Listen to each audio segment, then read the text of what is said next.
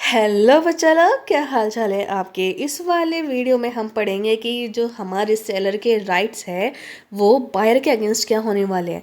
पिछली वीडियोस में हमने पढ़ा था कि जो राइट्स ऑफ अनपेड सेलर है उसके अगेंस्ट गुड, मतलब कि अगर उसको सामान नहीं पूरा मिल पा रहा है तो उसके अगेंस्ट उसके क्या क्या राइट्स होंगे। ठीक है, हमने वो देख लिया था कि भाई अगर नहीं सेलर को कोई पेमेंट हो पा रही है तो वो सेल उसको रीसेल कर सकता है, उसको अपने पास रख सकता है, या फिर अगर सामान आपने डिलीवर कर दिया तो उसको आप रास्ते में मतलब स्टॉप एंड ट्रांजिट आप इसको कर सकते हैं।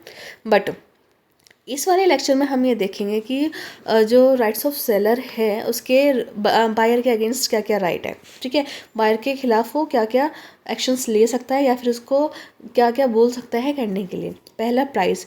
भाई पहली बात है कि सेलर को अगर प्राइस नहीं मिला है तो बायर को क्या कहेगा, भाई आप मुझे प्राइस पे करो।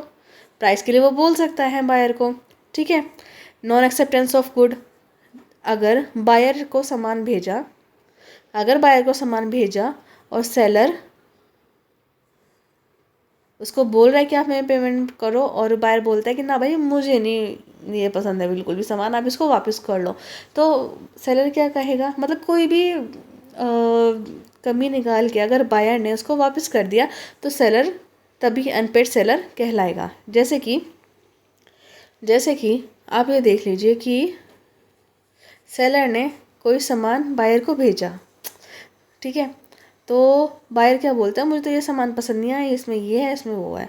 ठीक है, और उसने वो सामान वापस भेज दिया सेलर को, तो जो सेलर है वो उस सामान को वापस लेने से भी मना कर सकता है। क्यों? मान लीजिए कि कोई भी पेरिशेबल गुड है। पेरिशेबल गुड क्या होता है, जो जल्दी ख़त्म हो जाता है।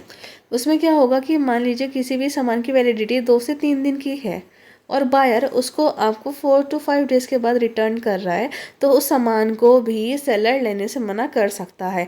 ये क्या आ गया, सेलर का राइट। ठीक है, right of non acceptance of goods. Next, delayed payment. अगर बायर पेमेंट को डिले कर रहा है, माई आपने मान लीजिए उसको 3 मंथ का टाइम दे दिया, उसने नहीं पे किया, 6 मंथ का दे दिया, उसने नहीं पे किया, 9 मंथ्स का दे दिया, नहीं पे किया उसने आपको 1 ईयर का आपने उसको टाइम दे दिया। पर भाई एक हर एक चीज़ की लिमिट भी होती है ना, इतनी ज़्यादा डिले होगी पेमेंट में।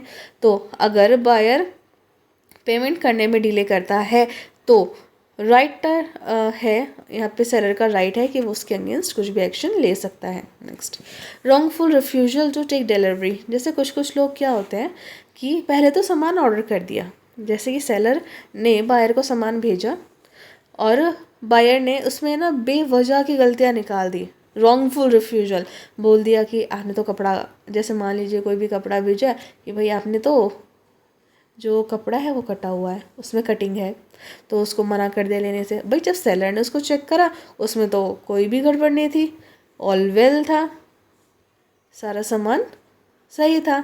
तो यहाँ पे हम इसको क्या बोलेंगे, wrongful refusal to take delivery. इस पे क्या होगा, भाई सेलर का तो नुकसान हो रहा है, जितना उसने बायर को भेजा है, जितना उसको भेजने में और उसको वापस लाने में टाइम लगा है, उतने में तो वो किसी और को सेल कर देता। ठीक है, तो यहाँ पे सेलर का नुकसान हो गया। तो यहाँ पे भी इस कंडीशन में भी सेलर के पास राइट आ जाता है बायर के अगेंस्ट एक्शन लेने का। Next, reputation of contract. इसका मतलब होता है यहाँ पे ब्रीच ऑफ कॉन्ट्रैक्ट। रेपुटेशन मतलब छोड़ देना। ठीक है, अब सेलर ने तो भाई अपना काम कर लिया है, पर बायर बोलता है कि भाई मैं ये कॉन्ट्रैक्ट नहीं मानता, मैं ये कॉन्ट्रैक्ट नहीं मानता।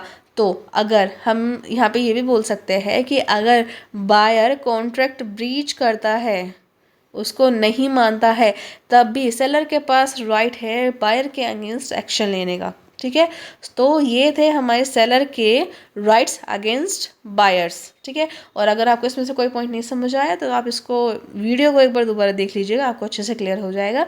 तो अब आपसे मिलते हैं हम नेक्स्ट लेक्चर में। Till then thank you and video को लाइक, सब्सक्राइब और शेयर करना बिल्कुल भी मत भूलिएगा।